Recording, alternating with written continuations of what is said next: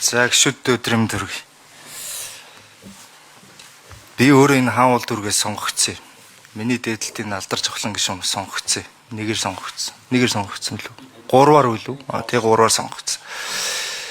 Тэгээ би хоёр ч бас хоорондоо яриад нэг дүүргийн улсууд байна, дүүргийн асуудалтай холбоотой байна, зарим нь төвчрэлтэй санаа зовж байна, зарим нь байгаль орчиндөө санаа зовж байна гэдэг мэдээлэл авах гээд дуудагаа байсан.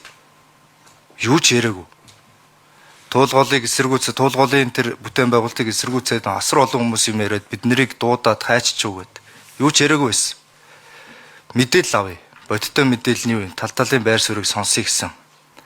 Ингээд сонсоод бүлэг дээрээ дуудсан чинь танах мэдээлэл өгч чадаагүй. Юунд ч хариулж чадаагүй. Даналзаал 0 орж байгаа л яваад өгсөн. Үнэн. Төрөн цогтоотор гişүү хэлж ин лээ.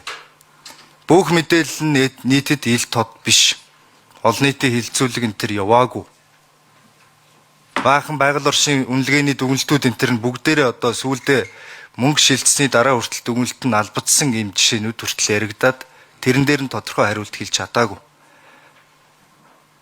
Дараа нь байгаль орчны байнгын орон дээр бид нар бас манай арчсан намын хүн даргалдаг юм л да. Тэгээ ингэсэн.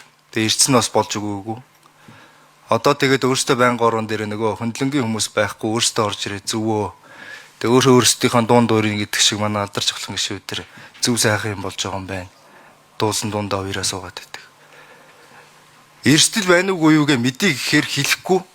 Тэгээ хилцүүлэг зохион байгуулад ирээд мэдээлэл өгчөөч гэж тал талын байр суурьуд дээр тэр орилон ашгардаг янз янзын юм байхгүй. Хилцээ ихээр тэн жагсаал хийгээд гараа дээр барь үзий барьгээд. Тэгээ эхнээсээ гарахаар нь гарын дагаж унцгаагаа жүжиглээд. Даваа далаа. Би одоо нэг сургуулийн үеийн хүүхэд чамд бас хэлчихье. Чи ер нь тэгш нэг хүнтэй гарч үздэг хүмүүсийн нэрийн дунд нэр чинч байгаагүй, зүс чинч байгаагүй.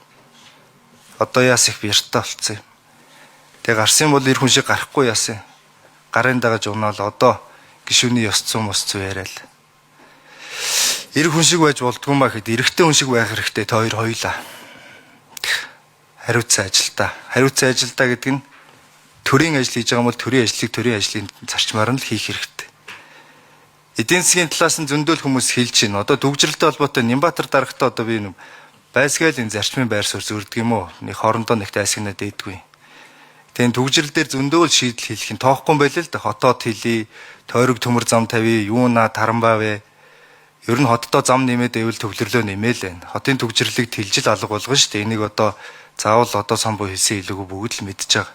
Тэгээ ийм саналууд хэлэхээр туулгалдыг үр зам тавихгүй л төвжирнэ. За энийг явуулахгүй бол бид нэр өрөнд орног ингээд эсрэгээр нь төрөө шантаачлаа суугаад идэг. Ийм л юм байгаа. Энэ бужигнуулж байгаа асуудлыг бол ус төржүүлж байгаа асуудал бол Нямбатар даргын хандлага болон бусад бүх Нямбатруудын л хандлагын асуудал шүү дээ. Өөрөөсөө ийм болгож байгаа. Төрийн ажлыг хийдгээр нь хийчихгүй. Сая даваа далаад хэлж гин. Одоо сонсгол хийчихээ л та гэж. Одоо хийдэг юм уу? 400 тэрбумыг үрчээд сонсгол хийдэг юм уу? Одоо хүмүүстэй хилцүүлэг хийдэг юм уу? Саналыг авдаг юм уу? Төрийн ажил ингэж явдаг юм уу? Та одоо хууль зүйн суурьд үсэн хүн шүү дээ. Захиргааны ерхий хуулиа бариа явсан ч тэр.